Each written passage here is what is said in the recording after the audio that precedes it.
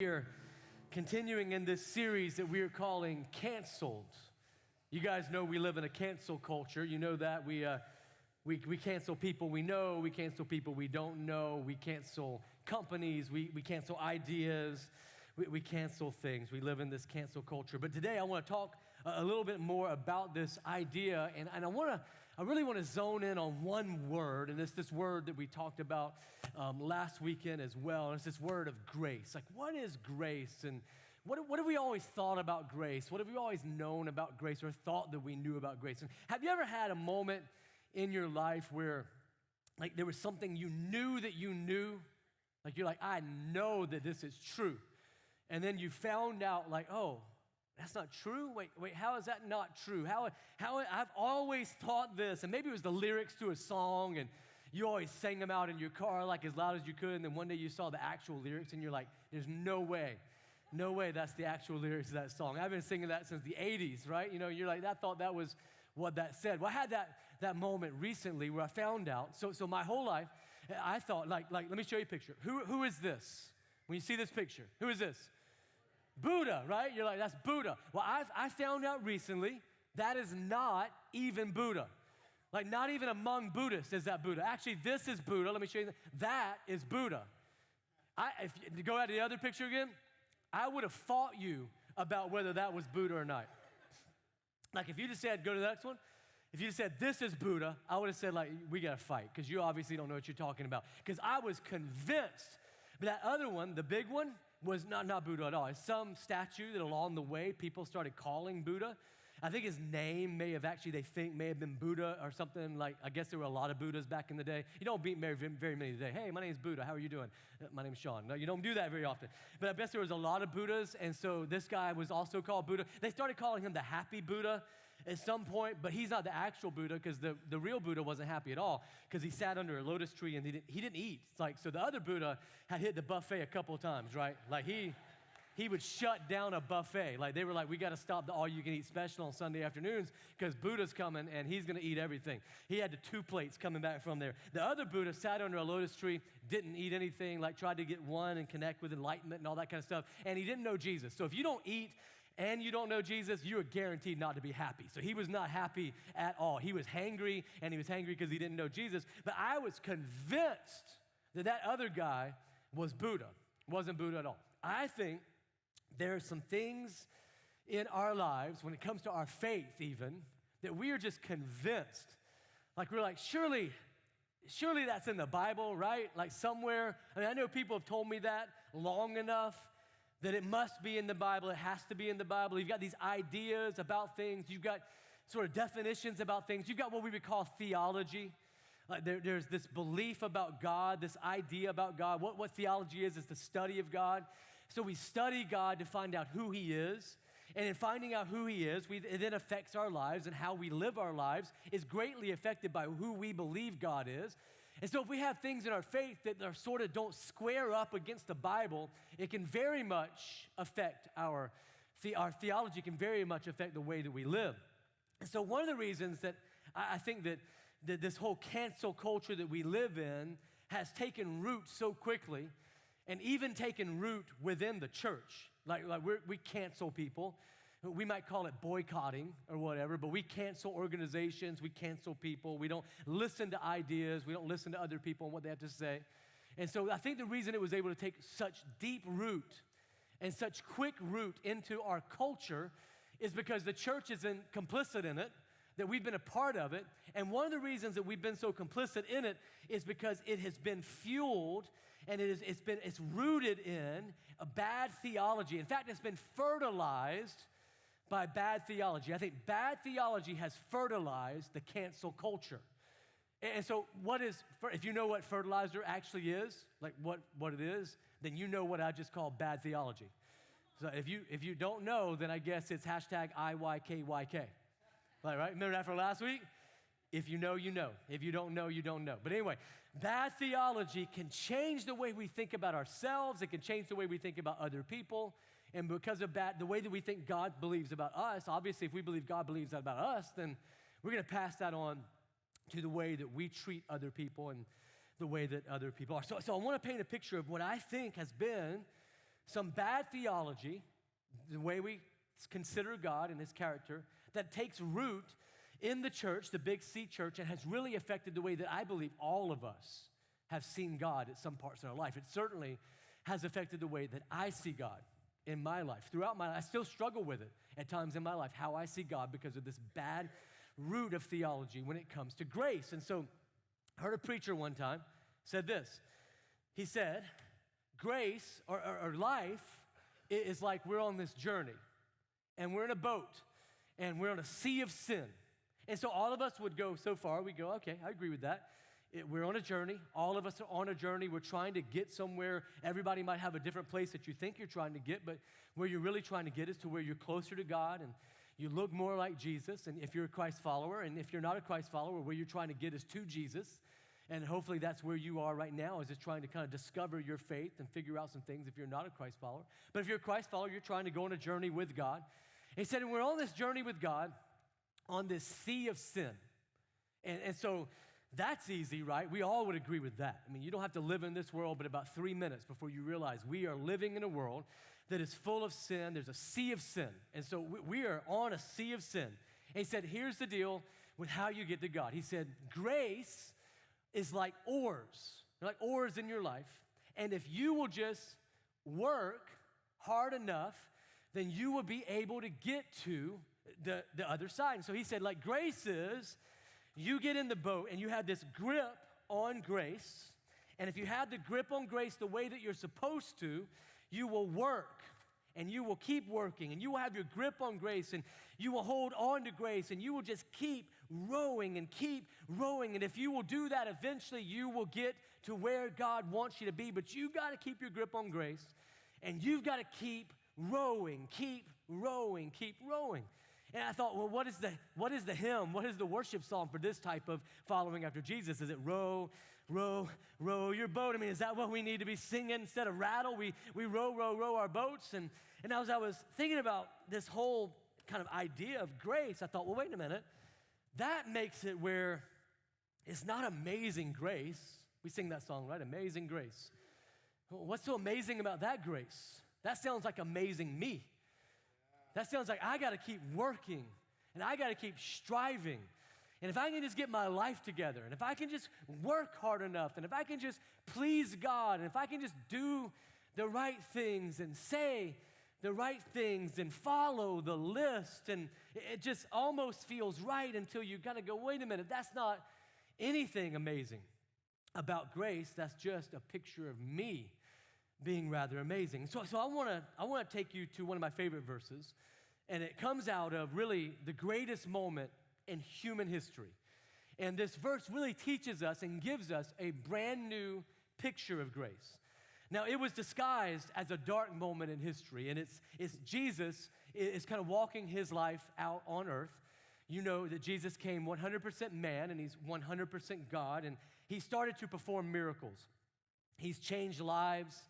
He's preached the good news. That's what the word gospel means. He's baptized people, and it's beginning to be, he was baptized himself, and people have been baptized, and he's been on earth for about 3 years. And the religious leaders have had enough of this. By the way, religion will always get frustrated by a true move of God. Like, you have to understand, religious people who are chasing after work, row, will always get weary of a true move of God. And they've grown weary. And so they decide to team up with one of his friends, Judas, to trap him and then to arrest him on charges of blasphemy because he's been saying that he's God.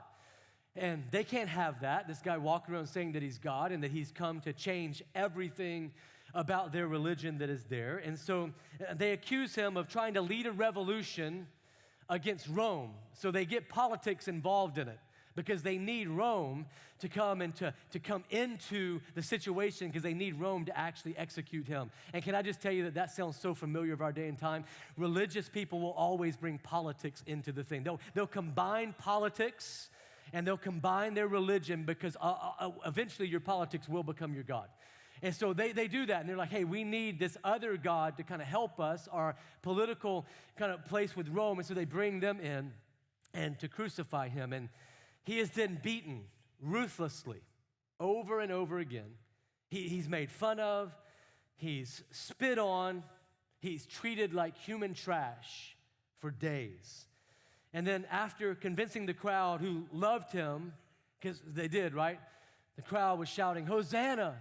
The crowd loved him. They convinced them to start shouting, crucify him, which just reminds us that don't go with the culture. We're in a cancel culture right now. The crowd is always fickle. If they will cancel somebody else, they will cancel you. And so you gotta see that the crowd that was for Jesus now is crying out, crucify him. And he's made to drag a 300-pound cross up to his hill of execution. And very few people are left to be with him. And again, after being nailed to the cross, he's beaten more, he's spit on, he's stabbed in the side, he's taunted, he's ridiculed. Hey, if you're really God, why don't you come down off of that cross? If you're really God, why don't you do something about the situation? And in that moment, he shows us a beautiful picture of grace. He preaches the gospel, which is, I'm dying for you, and I can save you, to a man that is beside him on the cross who had a rough life and who finds himself on the cross. And he forgives the man. And in that moment, he says, Father, they don't know what they're doing. He says, forgive them because they don't know what they're doing. And this man on the cross, I thought about it, like he can't do anything. He can't work. He is currently nailed to a cross. Like if there was any opportunity, if grace is, hold on, keep your grip on grace. This man is going, well, I can't grip anything. He can't go back and apologize to anyone. He can't make it right. He can't go live a better life. Like how's he gonna go live a better life? He's getting ready to die. He can't be a better person. I'll just be a better person. So Jesus, now that you said you can save me, I'll have my grip on grace. I will row. I will work. He's only got actually moments left in his life. And Jesus looks at him and says, today you will be with me in my kingdom. Today you will be with me in paradise. And so there's this whole picture of grace and what grace really looks like. And it kind of pales in comparison to thinking about this working that we would have to do. It goes against this whole idea of like grace is something I have to have a grip on. And so it shows us a different picture. And then Jesus also shows us a different picture because he says, Father, forgive them because they don't know what they're doing. Like forgive them because they don't have any. And so he talks about forgiving other people. And we talked about that. What grace means when we forgive others. We talked about last week and giving our forgiveness as a gift to others and how grace affects us as the way we treat others. But I want to go back to that man on the cross for a minute because today it also teaches us what grace looks like and how it affects us. Like it's not just that it affects others, and we are to forgive people, and we talked about that so much, but we are to also receive grace and to receive forgiveness. And so we have this moment where Jesus is on the cross. And then in John chapter 19, verse 30, Jesus says these words. He says, it is finished. The greatest moment in human history, disguised as the darkest moment that had ever been seen. Because they are looking at the cross and they're going, yeah, it is. It's finished. His friends that are still with him, most of them have left him by this point, are looking at the cross and they're going, he just said it. It's finished. The movement is finished. Our moment is finished. I know that Peter had to be watching from a distance thinking, my life is finished.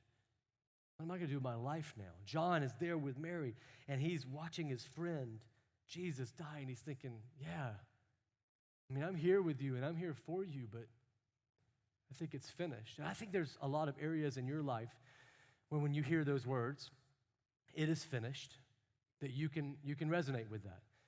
You're like, yeah, it feels like it's finished. Feels like my relationship with this person is finished. Feels like I've blown it so much in this area that it is finished. I don't know that I'll ever get back the life that I once had, the life that I desired, the life that I wanted. Maybe my marriage, maybe it feels like, man, my marriage, it is finished. My relationship with my kids. You may be going, yeah, I've gotten to this moment where it just feels like it's finished. And so I think that there's a lot of areas and a lot of things going on in your life that are actually going to change when you understand what Jesus was saying when he said, it is finished.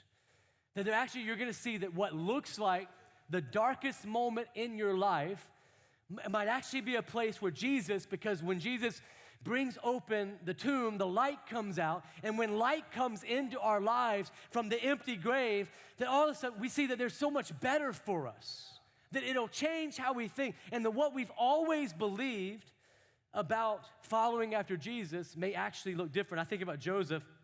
Last weekend, we talked about Joseph, didn't we? And how he was sold into slavery, very dark moment. How his brothers threw him into a cistern first and left him for dead, very dark moment. How he was thrown into a prison, very dark moment. But then we saw for Joseph, what he thought was a setback was really just a setup for God to be able to show grace to him and favor to him, because it was just, God was gonna blow his mind. God was gonna show him that I have so much more for you that you could never ask or imagine. You couldn't even have imagined your life, Joseph, but I've got more for you. And what freedom would it bring for you if you were able to understand today at a whole new level that the Christian faith isn't about a bad person becoming a better person? I believe that's what the preacher meant. You're a bad person, you get your grip on grace, you're in a sea of sin, but you're now out of it, and you row, and you work, and you keep your grip on grace. And here's what I figured out. The Christian life is not about me keeping a grip on grace. It is about grace keeping a grip on me. It is about the fact it's not about me. Like, I can't work hard enough to get to where I need to get. I can't work hard enough for me to have grace in my life. I can't be better on my own. What I've learned is there's no amount of striving, there's no amount of trying, there's no amount of rowing that I can do to have a better, a bad person become a better person. And that's what we, though, have always believed. I'm going to get in church. Why are you getting back in church? Oh, I just need to be a better dad. I'm going to get back in church. I need to be a better person. I'm going to get my relationship with God. It's going to make me better. And maybe before you've allowed Jesus to save you, you think, that's just why I've got to get a faith, because I need to be a better person. But what we learn from Jesus and what we see in the scriptures is that it's not about a bad person becoming a better person. It's actually about a dead person becoming alive. See, the resurrection points to that, right? It's a dead person. Jesus dies on the cross. He says, it is finished. No amount of work or striving can change it. He's dead. And yet it was the power of God in him, not someone striving, that made him come alive. And then God tells us the same power that was in Jesus that raised him from the dead is the power that takes the dry bones that are in our lives and awakens them. That's grace. That when we are able to step across into a place where it is finished. Jesus said, it's finished. It's actually one word in the original language. It is finished. We translate it as three words because that's the best way we know how to translate it. It's the word tetelestai. And the word tetelestai was an accounting word. I'll paint you a picture of it. When I was younger, y'all remember Kmart? Anybody remember Kmart in Moncks Corner? If you grew up in Moncks Corner, probably remember Kmart. Maybe you had Kmart in your world. We didn't have a Walmart for a long time, but we had Kmart. And so my mom would take me to Kmart when I wanted something. We'd go to Kmart. And the reason we go to Kmart is because Kmart did layaway.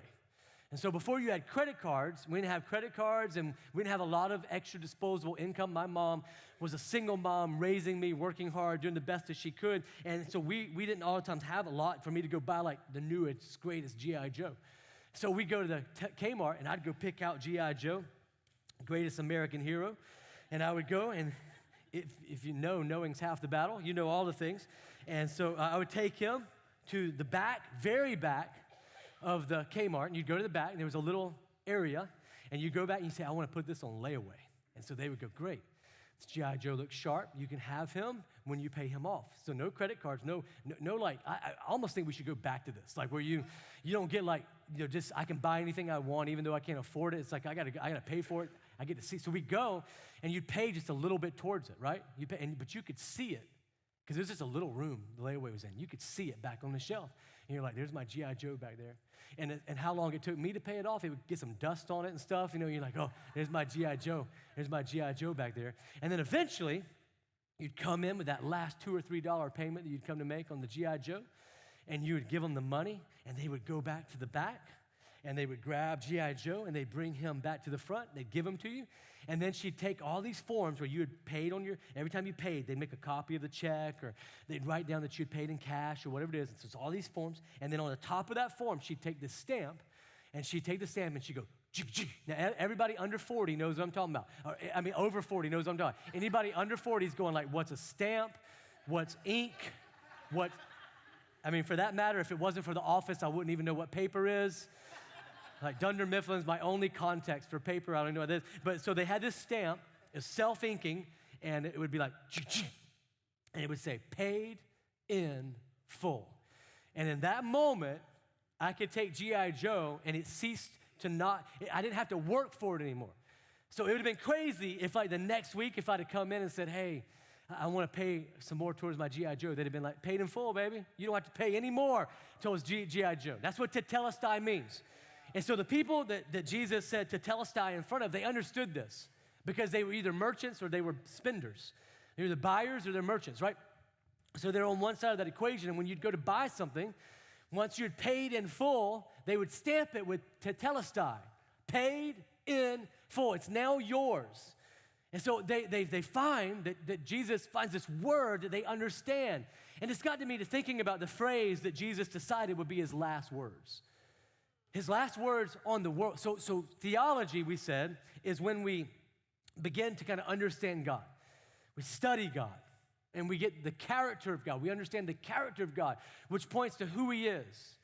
And don't you think that Jesus, in his very last words that he would speak in human form on the cross, would want that to be words that would paint a picture for us of theology, the study of God. He's not going to just kind of, decide like, oh, I don't know what I'm going to say here, but I'll just say whatever I'm going to say. And so he's not going to do that. He's going to paint this in theology. He wants to paint for us a picture of what he wants to say about God, how he wants us to think about God, what he wants us to believe about God. And he chooses to say paid in full. Now, people have said that Jesus is a dividing line in history. You've heard that. You've heard it. What is it? We got, right down the middle, and then we've got before God was what? Before Jesus was BC. Is that right? And then we've got after. We've got after, and then we have this after. What is it? What was that one? AD. Now it's like before Common Era and after Common Era or something like that, because they're taking Jesus out of everything. No, I don't know. That's not true. So they had BC and AD. And they said it was a dividing line. That Jesus was a dividing line. No, I was thinking no, I don't think Jesus was a dividing line. I think that what he's saying here is that Jesus is a finish line. It is finished. So what was Jesus saying is finished? Was he saying he was finished? That he was going to die? Was he saying the movement is finished? Was he looking at the crowd and basically saying, hey, you're finished? Because if I'm finished, you're finished. No. He was saying it is finished. What was he saying was finished? There was a way to get to God. A way, a system that was in place that actually God had put in place to show us that no amount of striving could ever get us to God. There was a way that we were supposed to live our lives. There was a way that we were supposed to work. There was work to be done, and we had to do things. And so Jesus is saying that is finished. Your striving to get to God is finished. Your trying to be a better person is finished. Your ability to make up for your own wrongs is finished. He says this is not, in other words, the Christianity, we've always kind of felt like it was spelled do, D-O. And it was that we just had to do all the right things my whole life. Most of my young life, into even being a pastor, I believed it was what I did for God. I had to do more for God. I had to strive to impress him. I had to have him look at me and want to love me. And so it was like, did I do the right things? Did I do the wrong things? Do I do more right things than wrong things? Like there's a scale. And you go, oh man, hopefully I've done more right things than wrong things, because if the wrong things outweigh, I don't know how that's gonna work out. Maybe God, kind of grades on a curve, because my neighbor certainly doesn't do as much as right things as I do, you might would say. Like, so you're kind of looking around like, man, did I do it right? Do I battle sin enough? Do I make God love me? And then you're kind of like, well, wait a minute, can I do enough to make him like me? Because if he'll at least like me, that'd be good. And so it's just do. And honestly, that type of grace is a bunch of do. That's what that is. It's no good to anybody, because it's just doing after doing after doing. And the preacher said, if you'll just work enough, if you'll just keep that grip on grace. And here's what I figured out, is that you can't do enough for God to love you more. There's nothing you can do that can make him love you more. You can't do enough bad for God to love you less. I love the line. In Jireh, the song we sang for the first time last weekend, it says, I'll never be more loved than I am right now. You'll never be more loved than you are right now. If you say, I don't even know if I know Jesus yet. You'll never be more loved than you are right now. Then said, I wasn't holding you up, so there's nothing I can do to let you down. That's a picture of grace. There's nothing we can do to allow God. But here's the beauty, because you say, well, wait a minute.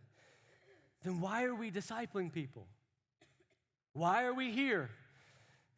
Why am I part of the church then? If it's all done, then why am I here? Why am I trying to live more like Jesus? And here's the switch. When you understand that there's nothing, you weren't holding him up so you can't let him down. There's nothing you can do that would make him love you more, and there's nothing you can do that would make him love you less. That all of a sudden you realize that I don't have to love God. I get to love God because it's finished. If I'm going towards the finish line still, and Jesus was just a dividing line, and I'm striving and I'm working, then I have to love God. But now I get to love God because grace shows me it is finished. And so I begin to live differently. I begin to have more joy, real joy. I believe the church should be the most joyful place in the world. When we worship, I believe that our joy should come out because the joy of the Lord is my strength. It's the only place I get strength. And so when I worship, I should be joyful. You're like, why do we jump around when we worship? Why do we praise? Why do we say dance? Well, because the Bible says so. It says dance unto the Lord. It says shout unto the Lord. It says clap unto the Lord. It says bring everything you've got unto the Lord. And so culture has taught us that we're supposed to just stand because, what will people think of me? Would they think I'm a little bit too much into this? It's just not in my personality. It's not in your personality to worship God. He made you. I believe he put a little bit of worship in there. What will people think? They might think something of me. Well, why would they matter if people thought something of you? If you're still going for the finish line, then it matters what people think. Because maybe I won't finish. If they think that about me, maybe that's what God thinks about me. On the other side, when it's finished, I worship differently. When I realize that grace is not spelled D-O, but it's spelled D-O-N-E, I begin to realize I can live my life differently. You say, well, how would I beat my addiction if I didn't work harder? Because you all of a sudden realize I can't beat my addiction on my own anyway. I gotta get on this side of it. It's already finished. I've just been living a false life, believing it's not, because God's gonna work in me. So I get to not be an addict.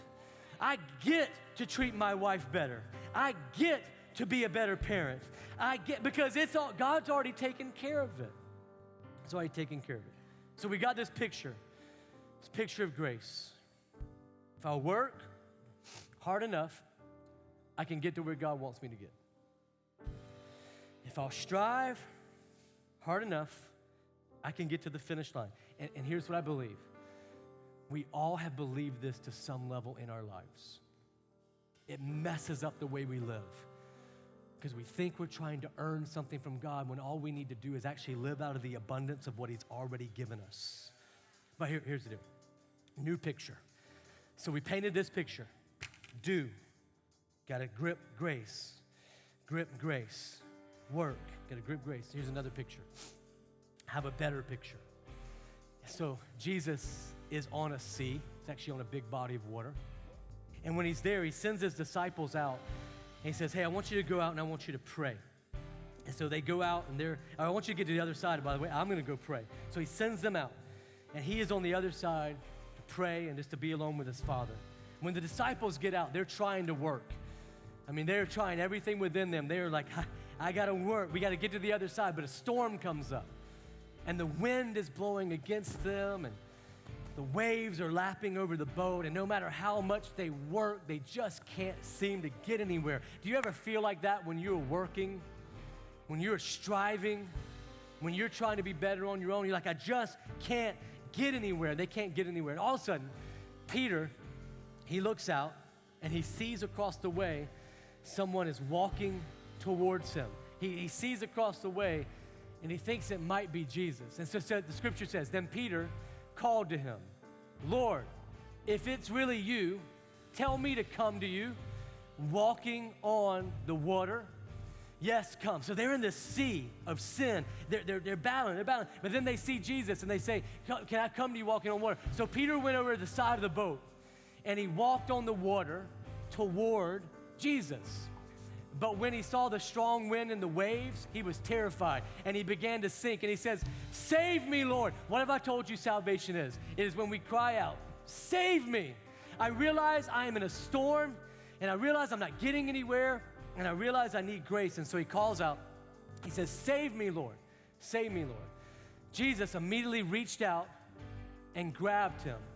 You have so little faith, Jesus said. Why did you doubt me? And when they climbed back into the boat, the wind stopped, and then the disciples worshiped him. When we truly live out grace in our lives, it will cause worship to break out. When we truly understand grace, we will dance, we will sing, we won't be embarrassed, we will be demonstrative in our worship, we will worship him. Let me finish the verse. Put the verse back up. They worshiped him. You really are the Son of God, they exclaimed. They worshiped him. So I want to show you, Peter's in the boat. And he's living life just like most of us live. He's thinking, man, I got to get to the other side. He's probably even worshiping a little bit. Row, row, row your boat gently. And then it's storming. The storm comes. The wind is there, and no matter how much he grips grace, it's just not working. And in this moment, Peter realizes it's not about working, it's about walking. And he gets out, and he's walking on the water. He goes, grace is the fact that I'm walking on water. Grace is the fact that I can take my next step. Grace is the fact that I get to. Grace is the fact that I'm walking. Walking is, I'm on the other side of it's finished. I'm going to read my Bible because I want to know more about God. I want to know who he is. I'm going to worship harder, and I'm going to worship with everything I've got. Walking is, I'm going to find out how to be the best parent I can be. I'm going to be the best spouse I can be. Why? Because I need to walk with God. But then I saw this moment. So I've read this scripture hundreds of times. I've preached on it dozens of times. But this time when I was reading it, I was preparing for this sermon, I was just reading it, and it just jumped out at me. I've never thought about this before, maybe you have. So if Peter is over here, and he gets out of the boat, and he walks out here, and he gets out here, and what happens? He's like, oh goodness, Oh, the storm comes, because the storm's still going to come, right? Don't believe the lie that just because you're following after Jesus and just because you have grace in your life, that the storms don't still come. Getting through the storm is a result of grace, not having no storms at all. And so he's walking, and then his foot begins to give way, because it's hard, but now it gives way. And he's starting to get scared. And then all of a sudden it's up to his knees, and he's starting to sink, and he says, "Save me, God." And a beautiful picture of grace, Jesus reaches out his hands and he pulls him up. But I never thought about this before. Kenya, come here, Kenya, come here. So he's here. He's had to walk out from the boat. Jesus picks him up and he has him. And then what does he have to do? Jesus walks back with him. Grace is that we get to walk back together. We go, "This is how you walk." And then I think they were doing a two-step, Kenya. I think they were breaking it down. Got my stanky leg. They were walking. Because you know why? When we truly understand grace, it's the ability to walk on the waters of life. We all of a sudden have joy. When I understand I can walk on water, I can walk through the storm because it is finished. It's already done. This is how I walk on water. I walk on water when I'm scared. I walk on water when I fail. I walk on water when I don't know what to do. This is how you walk on water. On the other side of water. I want us to worship with joy. I want us to dance even if we can't dance. I want us to show God we like walking on water. This is how you walk on water.